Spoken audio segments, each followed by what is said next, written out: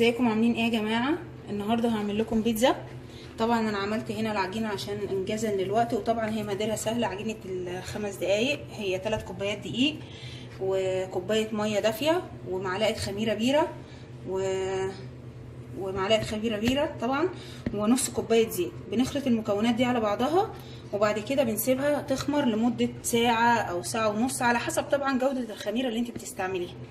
بعد كده هنا عندنا فنجان من الجبنه الرومي المبشور زي ما انتم شايفين كده، وعندنا هنا نوعين زيتون اسود واخضر، وعندنا هنا فلفلايه متقطعه مكعبات وطماطمايه برده مقطعاها مكعبات، وهنا عندي السلطانيه دي ملياها جبنه موتزاريلا، وهنا عندي طبعا الكاتشب اللي هدهن بيها البيتزا قبل ما ارص عليها المكونات دي، وده الدقيق اللي انا هفرد بيه العجينه عشان ما تلزقش في الرخامه، ودي الصينيه اللي هشتغل عليها. استنوني نكمل مع دلوقتي بقى. طبعا هرش الدقيق على الرخامه اللي هنفرد عليها البيتزا. تمام، ناخد العجينه زي ما انتم شايفين كده. لازم نعملها كده الاول، نحطها كده، نرش عليها طبعا دقيق زي ما انتم شايفين عشان ما تلزقش. نبتدي نفرد.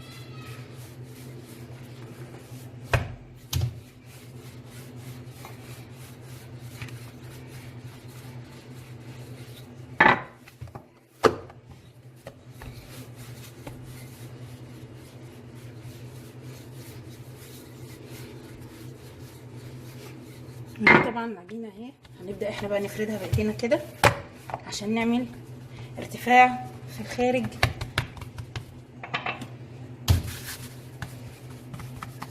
عشان الحشوه ما تخرجش بره.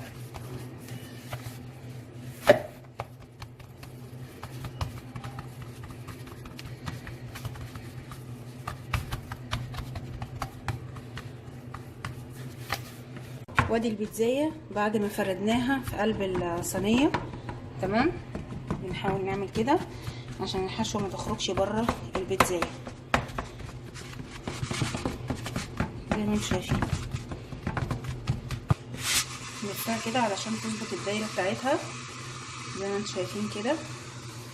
طبعا بنكون مشغلين الفرن على درجه حراره 180. دلوقتي هننزل بالكاتشب اللي هي هنفردها فيها الاول.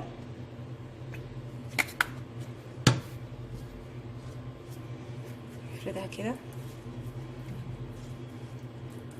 منحاولش نيجي عند الحروف علشان ما تتحرقش من الكاتشب.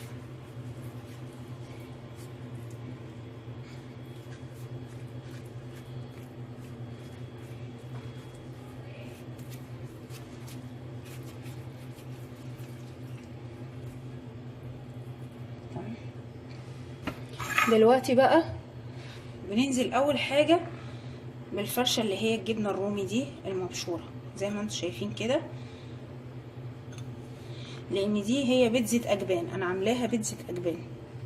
تمام، وبعدين ننزل عليها بالطماطم والفلفل كده زي ما انتم شايفين.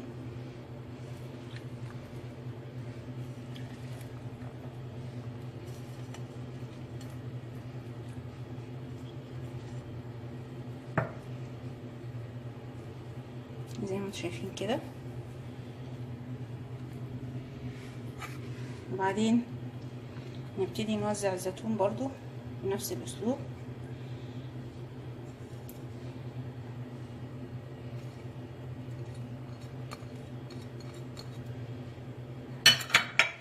وبعدين نبدأ ننزل بالموتزاريلا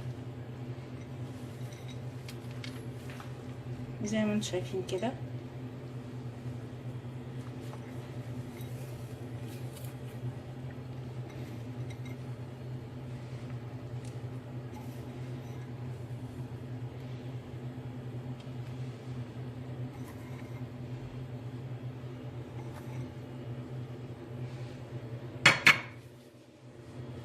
وادي شكل صينيه البيتزا. تمام، وبعد كده هندخلها بقى الفرن على درجه حراره 180 ونسيبها لحد لما تستوي من تحت، وبعدين نبدل الحراره لمده تلت ساعه، يعني نسيبها تستوي من تحت وبعدين نبدل بقى الارتفاع عشان وش الموتزاريلا بس تسيح عليه ويبقى شكلها ظريف. استنوني ارجع لكم. دلوقتي انا بدخلها في الفرن اهي الصينيه نسيبها تلت ساعه تحت. وادي يا جماعه صينيه البيتزا بعد ما طلعناها من الفرن، ادينا بنقطعها اهو عشان نغرفها في الاطباق. وبألف عافيه عليكم، واستنوني وحلقه جديده واكله جديده ان شاء الله يا رب تنول اعجابكم. متنسوش تقولوا رايكم في كومنت تحت الفيديو، واللي عندها طريقه لعمل البيتزا مختلفه يا ريت تحط لنا رايها. استنوني. السلام عليكم ورحمه الله وبركاته.